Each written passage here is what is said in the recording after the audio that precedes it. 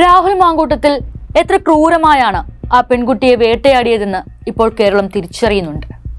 അധികാരം ഉപയോഗിച്ച് പീഡിപ്പിക്കുക, ബലാത്സംഗം ചെയ്ത് ദൃശ്യങ്ങൾ ഫോണിൽ ചിത്രീകരിക്കുക, പാലക്കാട്ടെ ഫ്ളാറ്റിലേക്ക് വിളിച്ചു വരുത്തി ദൃശ്യങ്ങൾ കാണിച്ച് ഭീഷണിപ്പെടുത്തി വീണ്ടും ബലാത്സംഗം ചെയ്യുക, തുടരെ ബലാത്സംഗം ചെയ്യുക, യുവതി ഗർഭിണിയാണെന്ന് അറിഞ്ഞിട്ടും പീഡിപ്പിക്കുക, വിവരം പുറത്തു പറഞ്ഞാൽ ജീവിതം നശിപ്പിക്കുമെന്നും കൊല്ലുമെന്നും ഭീഷണിപ്പെടുത്തി ഗർഭചിത്രം നടത്തുക തുടങ്ങിയ അതീവ ഗൗരവമുള്ള വകുപ്പുകളാണ് രാഹുൽ മാങ്കൂട്ടത്തിനെതിരെ പോലീസ് ചുമത്തിയിരിക്കുന്നത്.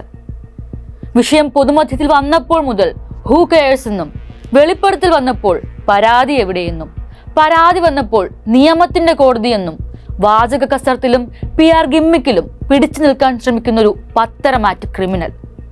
അയാൾ ഓരോ നിമിഷവും വെളിപ്പെട്ടുകൊണ്ടിരിക്കുകയാണ്.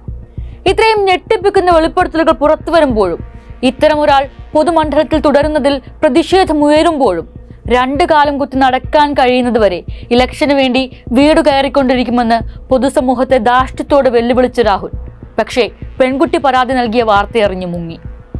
ഒളിവിലിരുന്ന് ഫേസ്ബുക്ക് പോസ്റ്റ് ഇട്ട് ഫോൺ സ്വിച്ച് ഓഫ് ചെയ്തു. MLAക്ക് വേണ്ടി കേരള പോലീസ് ലുക്കൌട്ട് നോട്ടീസ് ഇറക്കിയിരിക്കുകയാണ്. ഒടുവിൽ അയാൾക്ക് വേണ്ടിയാണ് സൈബർ ഇടത്തെ ലീഗുകാർ, കോൺഗ്രസുകാർ ഇപ്പോഴും ഓവർ ടൈം പണിയെടുക്കുന്നത്. ഒരു ഭാഗത്ത് തന്നെ വിശ്വസിച്ചൊരാളെ ഏറ്റവും ക്രൂരമായി വേട്ടയാടുമ്പോഴും, മറുഭാഗത്ത് നിലമ്പൂർ ഉപതെരഞ്ഞെടുപ്പിൽ സ്റ്റാർ ക്യാമ്പയിനറായി വിലസുകയായിരുന്നു അയാൾ. കപടതയുടെ, കുടിലതയുടെ, ഭയപ്പെടുത്തുന്ന, ഇരട്ട മുഖമണിഞ്ഞ സെക്ഷൽ മാനിയാക്ക്, സൈക്കോപാത്ത്. അത് മാത്രമാണ് അയാൾ.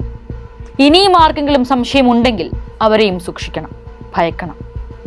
ലോകത്ത് എവിടെയൊക്കെ സ്ത്രീകൾ ആക്രമിക്കപ്പെടുന്നു അവിടെ ഒക്കെ ചാടി വീണ് വേട്ടക്കാരന്റെ പക്ഷം പറയുന്ന രാഹുൽ ഈശ്വറിനെ പോലൊരാൾക്ക് അതിജീവിതയെ അപമാനിക്കാൻ ഫ്ലോർ ഒരുക്കുന്ന, അയാളുടെ കോളാമ്പിയാകുന്ന മാധ്യമങ്ങളുടെ നിഷ്പക്ഷതയെയും സംശയിക്കണം.